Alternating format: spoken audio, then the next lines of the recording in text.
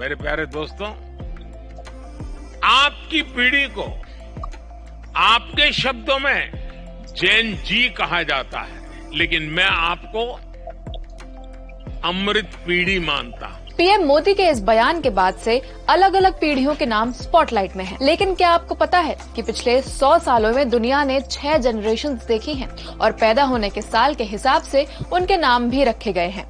Gen Z हो या the greatest, अलग अलग जनरेशंस के नाम कैसे रखे जाते हैं और इनका मतलब क्या होता है, जानते हैं। दुनिया ने सबसे पहले साइलेंट जनरेशन को देखा, यानी वो पीढ़ी जो 1928 से लेकर 1945 के बीच पैदा हुई। इस पीढ़ी ने दूसरा विश्व युद्ध, वियतनाम युद्ध और कोरियन वॉर देखा। जंग के समय जन्म लेने के कारण साइलेंट जनरेशन को लकी फ्यू यानी चंद खुशकिस्मत भी कहा जाता है। जंग की वजह से साइलेंट जनरेशन सिस्टम के भीतर रहकर काम करने, जोखिम न लेने और सुरक्षित रहने पर ज्यादा फोकस करती थी। फिर आए बेबी बूमर। इसमें बूम शब्द का अर्थ विस्फोट है। ये वो लोग हैं जो 1946 से 1964 के बीच जन्मे।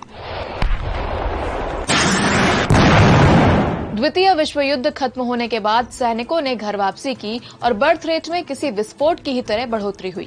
इसी वजह से इस जनरेशन को बेबी बूमर कहा जाता है। आज दुनिया में जो 65 से 70 साल के लोग हैं वो इसी जनरेशन के हैं। फिर 1965 से 1980 के बीच वाली पीढ़ी को जनरेशन एक्स यानी जेन एक्स कहा जाता है। ये शब्द कैनेडियन नॉवेलिस्ट और पत्रकार डगलस कूपलैंड की वैंकूवर मैगजीन के आर्टिकल से लिया गया है। बेबी बूमर के विपरीत जेन एक्स में जन्म दर कम हो गई थी। इसी वजह से इस जनरेशन को बेबी बस्टर भी कहा जाता है। जेन एक्स के बाद जेन वाई पीढ़ी आई जो साल 1981 से 1996 के बीच पैदा हुई।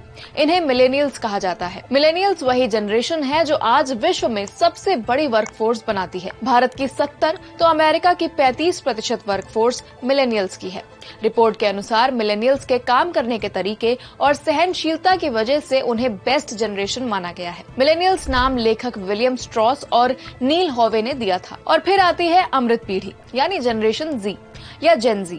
साल 1997 से 2012 के बीच पैदा हुए लोगों को जेन जी कहा गया है। कम्युनिकेशन टेक्नोलॉजी में विकास के साथ जन्मी इस जनरेशन को इंटरनेट जनरेशन भी कहा जाता है। आज विश्व की सबसे ज्यादा युवा आबादी जेन जी ही है। इसके बाद 21वीं सदी में जन्मी जेन अल्फा का दौर आया। 2012 के बाद जन्मे लोग इस पीढ़ी का हिस्सा हैं। ब्रिटानिका की एक रिपोर्ट के मुताबिक साल 2025 तक अल्फा जनरेशन की आबादी 2 अरब हो जाएगी।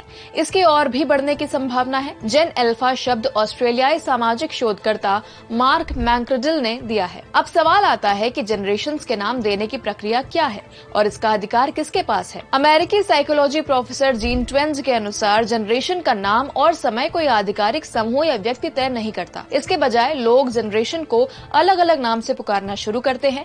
इनमें से जो नाम आम बोलचाल में आ जाता है वही उस जनरेशन को मिल जाता है। इन 6 जनरेशंस के अलावा 1924 के पहले जन्मे लोगों को द ग्रेटेस्ट और द लॉस्ट जनरेशन कहा जाता है।